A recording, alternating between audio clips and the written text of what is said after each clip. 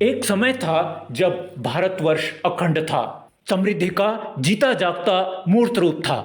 आज स्थिति यह है कि समृद्धि रूपी माता सीता का हरण कर लिया गया है। युद्ध तो उसी दिन आरंभ हो गया था जब माता जानकी को लक्ष्मण रेखा पार करनी पड़ी थी।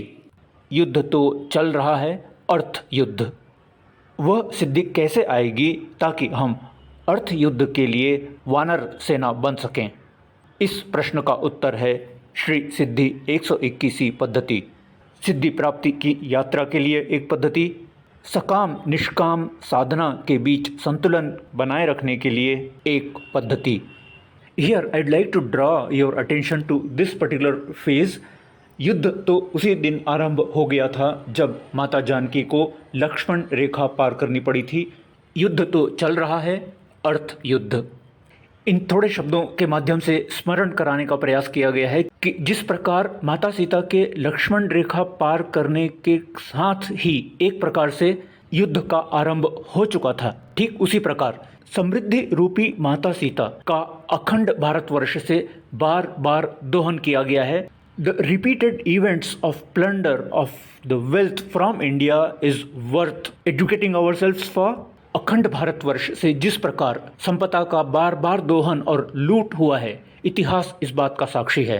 आंकड़े बताते हैं कि अकेले ब्रिटिशर्स ने जाते हुए 1947 तक भारत से 45 ट्रिलियन डॉलर मूल्य की संपत्ति और संपदा अपने साथ ले गए थे।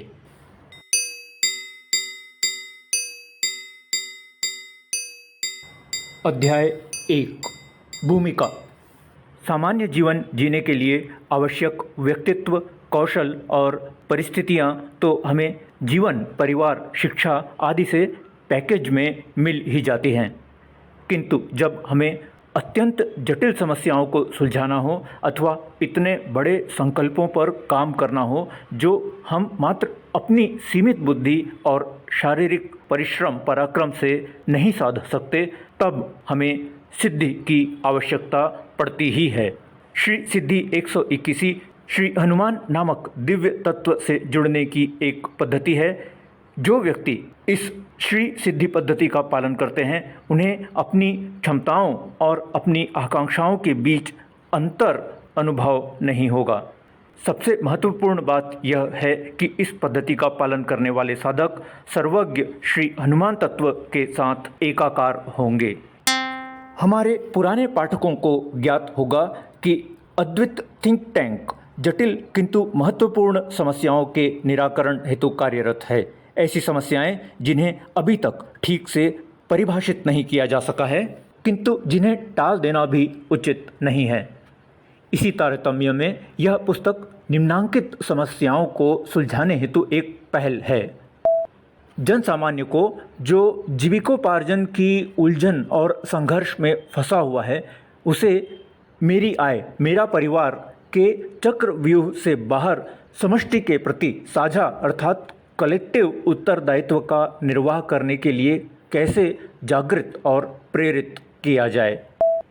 जन सामान्य के उस वर्ग को जो धर्म के लिए रुचि नहीं रखते, उन्हें अपनी दिनचर्या में कोई बड़ा परिवर्तन किए बिना भौतिकवाद की अंतहीन और अनिर्णायक अंधी दौड़ से बचने के लिए किस प्रकार का मार्गदर्शन उपलब्ध कराया जाए।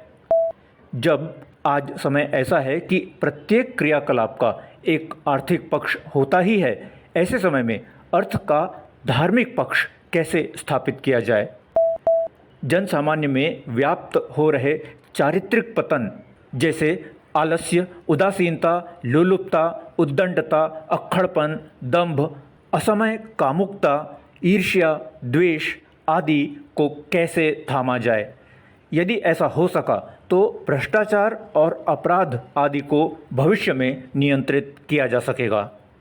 इन प्रश्नों का उत्तर और समाधान है श्री सिद्धि 121 पद्धति। समस्याओं के निराकरण का एक बौद्धिक पक्ष अर्थात इंटेलेक्चुअल साइड होता है। बौद्धिक पक्ष अर्थात समुचित सिद्धांतों और सूचनाओं की सुलझी हुई समझ और इन सिद्धांतों सूचनाओं को व्यवहार अर्थात जीवन शैली में पिरो लेना।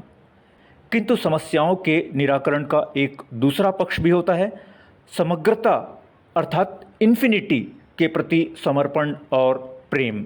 लगभग वही मनोभाव जो अपने माता पिता के प्रति एक शिशु का होता है।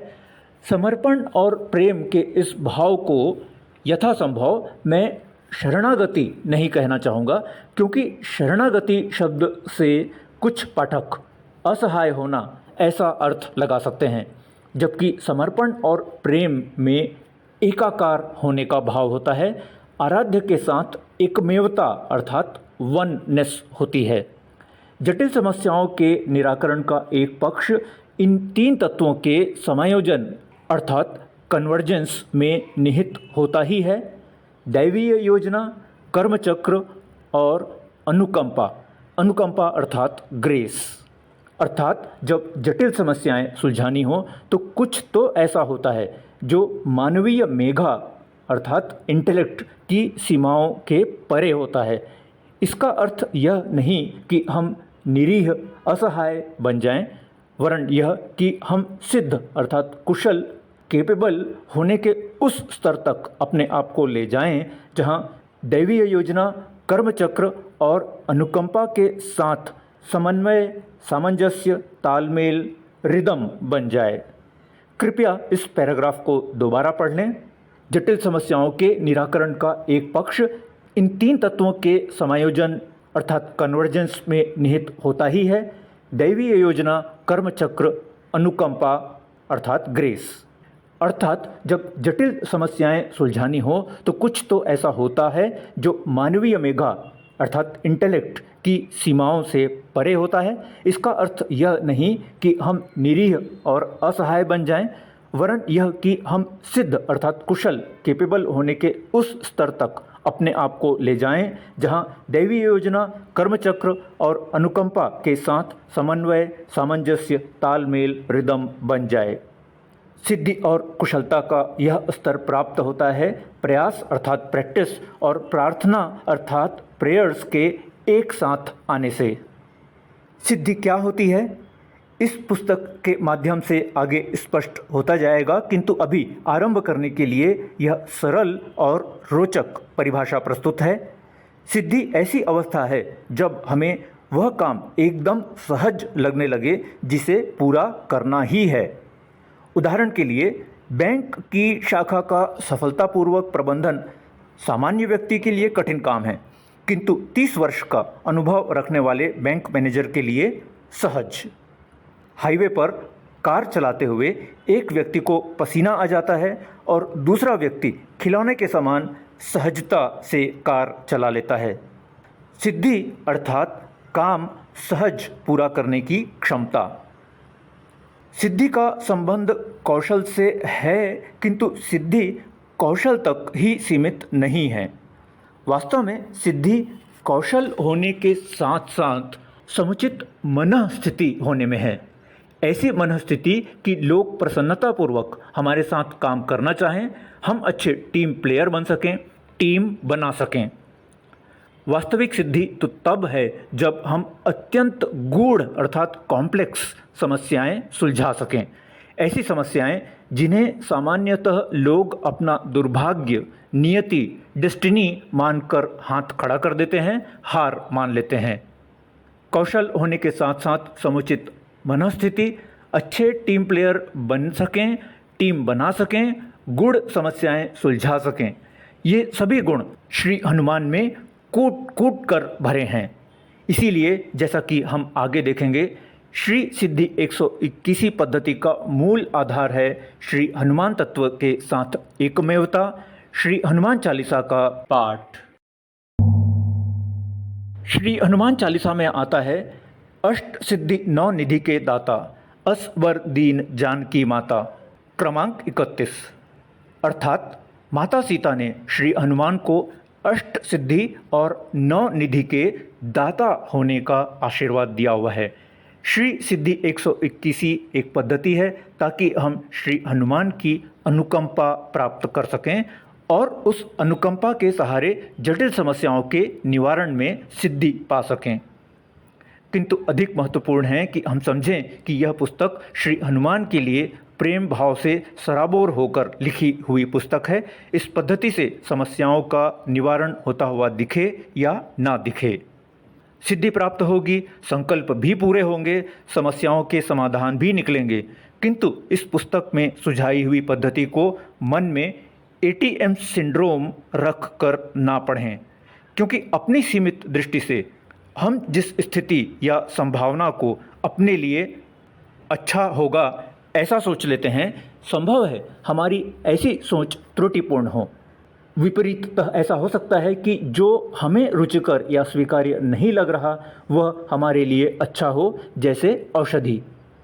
मानव बुद्धि की एक सीमा होती ही है। जो वास्तव में भक्त होते हैं वे कोई मांग नहीं करते। उन्हें ज्ञात होता है कि श्री भगवान अंतर्यामी होते हैं। उन्हें पता होता है कि हमारी क्या आवश्यकता है और हमारे लिए क्या उचित है। ऐसी मनस्थिति तक पहुंचने की यात्रा का नाम है श्री सिद्धि पद्धति, और यह पद्धति एक नौसिखिए के लिए भी उपयुक्त अर्थात सूटेबल है, जो साधना के मार्ग पर आरंभिक कदम फर्स्ट स्टेप्स ले रहे हैं। इस पुस्तक में कोई नई बात नहीं कही गई है। नई बात कही भी कैसे जा सकती है? वास्तव में इस प्रकार के पुस्तक में शब्दों से अधिक महत्वपूर्ण होता है शब्दों के पीछे की भावना। श्री सिद्धि पद्धति भावनात्मक ऊर्जा पर आधारित है। यह पुस्तक तो गुणगान और भक्ति भाव से ओतप्रोत होकर लिखी गई है। यदि आप बौद्धिक दृष्टि अर्थात इंटेलेक्चुअल लेंस से यह पुस्तक पढ़ रहे हैं तो कम से कम 3 बार पढ़ें, तभी इसका मर्म अर्थात क्रक्स समझ पाएंगे। यह पुस्तक और श्री सिद्धि 121 पद्धति भक्ति मार्ग पर चलने के लिए है। ज्ञान मार्ग की चर्चा इस पुस्तक में कम ही है।